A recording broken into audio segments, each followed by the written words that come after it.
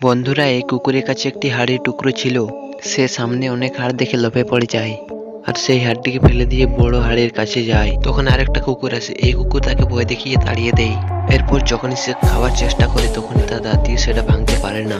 তখন এই কুকুর আবার তার হাড়ের দিকে যায়, কিন্তু ওই কুকুর সেটা নিয়ে নিয়েছে। তখন কুকুরটা দৌড়ে গিয়ে বলে যে তুমি সব হাড় নিয়ে নাও, কিন্তু এই হাড়টি দিয়ে দাও। বলে সে নিয়ে নেই। কুকুর তখন হাড়ের কাছে যায়, কিন্তু সে বুঝে নেই যে ভিতরে হাড় ফাঁপা, তাই সে জোরে জোরে ঘুষি মারতে থাকে। এবার হাড়টি